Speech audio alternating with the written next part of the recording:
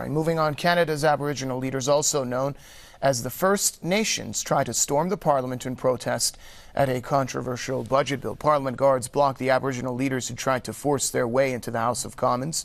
They've been outraged at the budget bill that includes the removal of some legislation that governs navigable waters. The law allows the government to protect Canada's busiest rivers and lakes, but its removal means bridges, dams, and other projects such as big pipes and power lines can get the green light without the federal government's approval.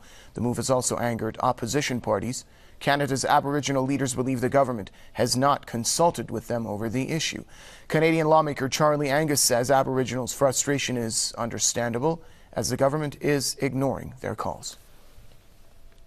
I understand the frustration that in the communities that I'm seeing all across Canada. I also think we had a great response here, particularly the House of Commons Security.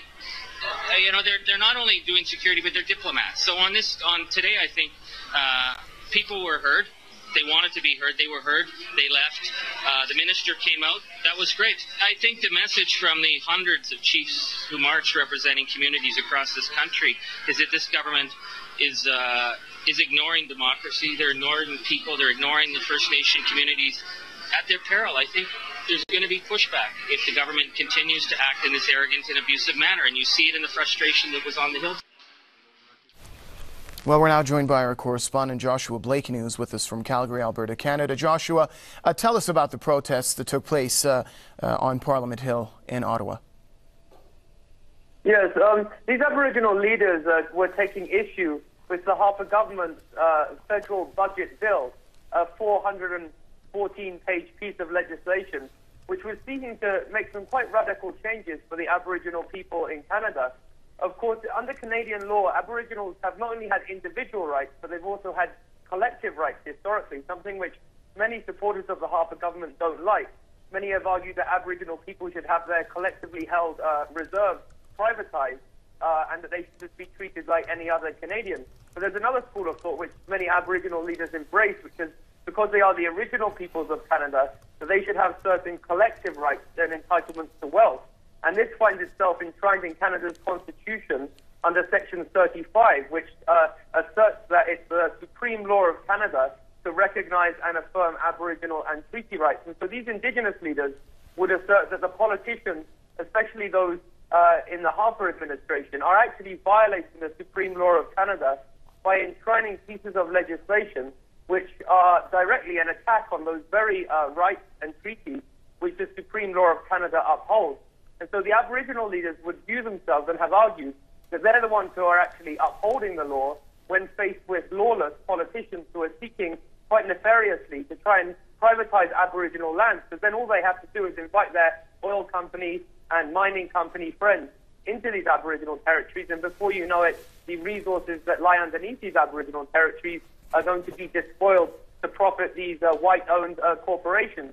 And so there is this school of thought, as I say, to do away with the collective rights which Aboriginals to some extent have been enjoying in Canada's history, where they collectively own land, and to try and privatize it off. And that's why we're seeing many disgruntled Aboriginal chiefs. Now, they were seeking to enter the Parliament and were prevented from doing so, which is quite interesting, because, as I say, Aboriginal rights are something that is upheld by the Canada's Constitution. And so you see these kind of politicians who are existing in a bubble, who are completely detached not only from the aspirations of ordinary Canadians, but most importantly, detached from the aspirations and from the legally enshrined rights of Canada's First Nations peoples.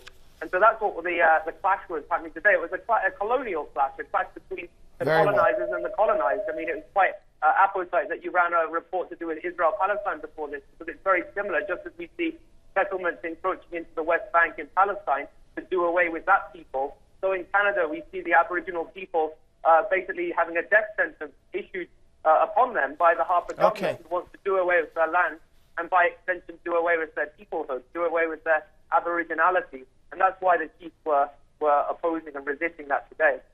Thank you, Joshua Blakeney, Press TV's correspondent from Calgary. Elsewhere, British forces in Afghanistan stand accused of killing 4 Afghans, including a 12-year-old boy and 3 other teenagers in the country's south in October. In a letter to the British Defence